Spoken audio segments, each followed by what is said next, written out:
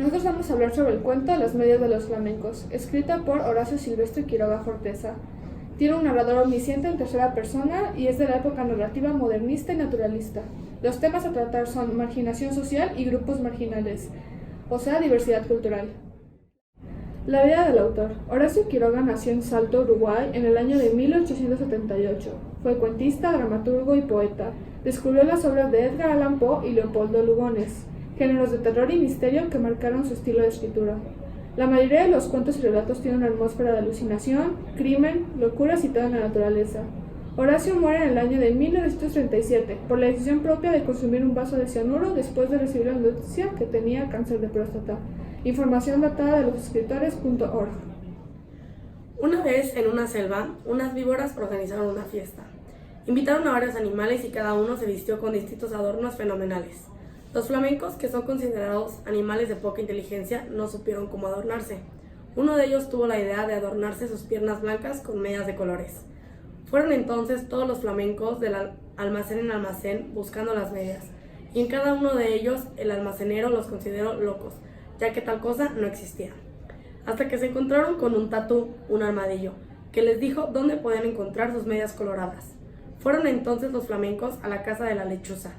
Esta les dio las medias con la condición de que no podían dejar de bailar, ya que aquellas medias eran realmente piel de serpientes de coral. Los flamencos, con su poca inteligencia, se las pusieron y se fueron a bailar a la fiesta. Al llegar, todos les tuvieron envidia, hasta que las víboras empezaron a sospechar que el adorno de los flamencos tenía algo extraño. Como los flamencos no dejaban de bailar, las víboras no podían ver de qué estaban hechas las medias. Rato después, un flamenco ya no podía más y tropezó. Enseguida las víboras se dieron cuenta de que no eran medias, eran cueros de víboras de coral que la lechuza había cazado. Al darse cuenta de la verdad, las víboras comenzaron a morder las patas blancas de los flamencos y a arrancarles los cueros. Después de rato, las víboras dejaron a los flamencos, seguras de que iban a morir con tanto veneno en sus patas blancas. Los flamencos quisieron volar, pero estaban demasiado cansados. Entonces metieron sus patas al agua, aliviando el dolor de ahora sus patas rojas por el veneno. Y así ha pasado mucho tiempo. Los flamencos no pueden salir del agua porque siguen curando sus heridas y para vengarse deciden comerse a los peces que nadan y se burlan cerca de ellos. La marginación es el fenómeno multidimensional y estructural originado por la desigualdad y exclusión de diversos grupos sociales, según la CONAPA en 2011. El texto cuenta con un inicio, un desarrollo y un desenlace, en el que la estructura está basada en un recurso literario de causa-consecuencia. Argumentamos que el autor eligió esta estructura literaria con el propósito de mostrar que los flamencos tienen piernas coloradas, comen peces y encogen una pata, ya que en el desarrollo del cuento se relatan eventos que dan lugar a los rasgos físicos y de comportamientos de los flamencos en la naturaleza hoy en día. Otro propósito es el de hacer conciencia sobre los grupos marginados que existen en el mundo humano, utilizando las diferentes clases de animales que hay.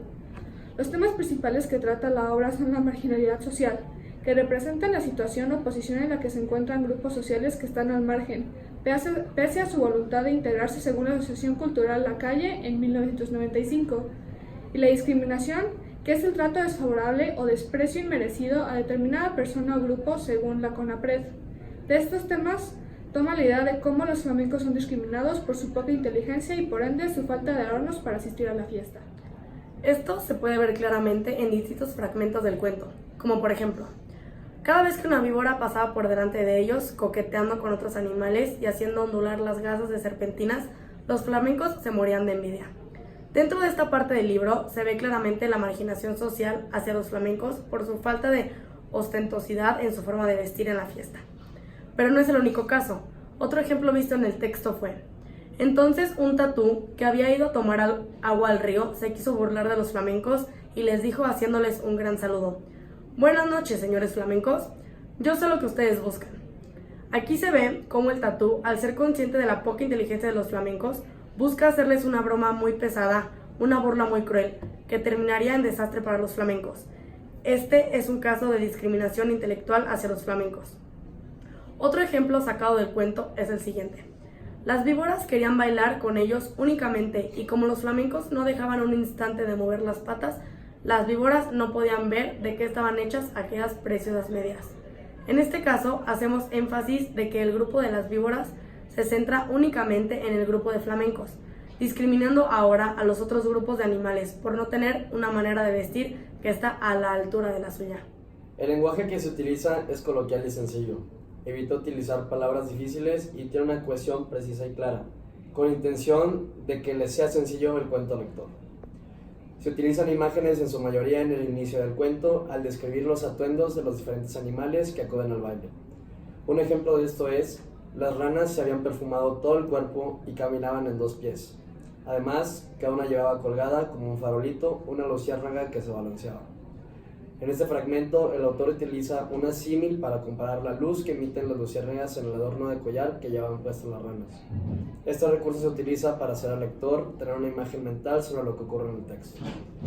Un símbolo que se encuentra en el cuento son las patas coloradas de los flamencos, pues se muestra la razón del por qué los flamencos cuentan con sus rasgos físicos mediante metáforas. Nosotros concluimos que los grupos marginales están presentes en varios ámbitos de las relaciones sociales que tenemos como individuos y grupos humanos. Consideramos que el texto es una sátira que se relaciona con el comportamiento humano colectivo. En el cuento, los flamencos son el grupo que representa la marginación en el entorno social, ya que el autor relaciona el mundo fantástico animal con las relaciones y grupos sociales humanos.